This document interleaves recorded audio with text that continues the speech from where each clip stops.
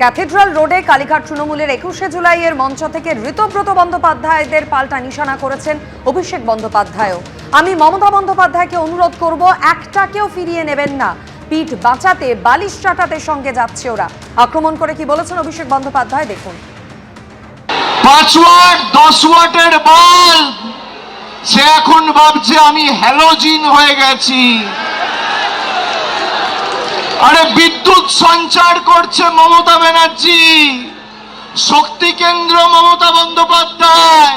যারা গেছে আমি নেত্রীকে অনুরোধ করব, দয়া করে আগামী দিনে একটাকেও ফেরত নেবেন না, একটাকেও ফেরত নেবেন না। যারা মমতা ব্যানার্জির ছবিকে পিছনে রেখে আর জোড়া ফুল চিহ্নটাকে সামনে রেখে 2024-এ নির্বাচনে জিতেছে, তারা বলছে আমরা এখন এনডিএ কে সমর্থন করব। মানুষ ক্ষমা করবে? পিঠ বাঁচাতে বালিশ চাটার গ্রুপে যাচ্ছেন। এদেরকে তৃণমূল বলবেন না, বলবেন বালিশ চাটা। খালি বিসি বললেই হবে।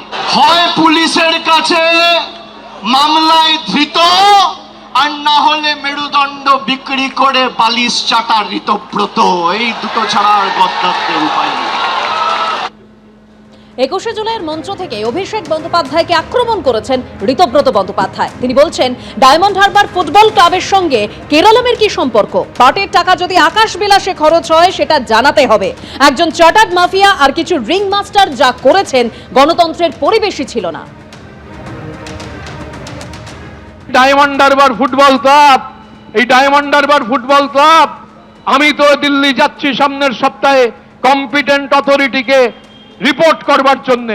ডায়মন্ড হারবার ফুটবল ক্লাবের কেরালায় কি সম্পর্ক? কোন এমপি গেছিলেন? কোন একাধিক এমপি সেখানে মিটিং করতে গেছিলেন পলিটিক্যাল মিটিং এর নাম করে?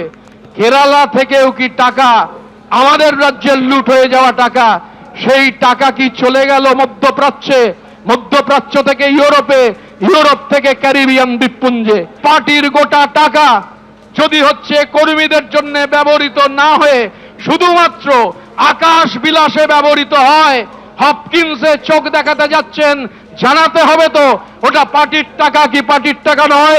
একজন চার্টার্ড মাফিয়া আর তার কিছু রিংমাস্টার, যে রিংমাস্টাররা এগুলো করেছেন, কোনো গণতন্ত্রের পরিবেশই ছিল না।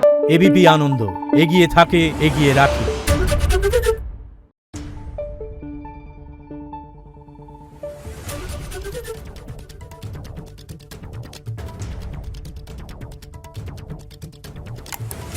Thank you.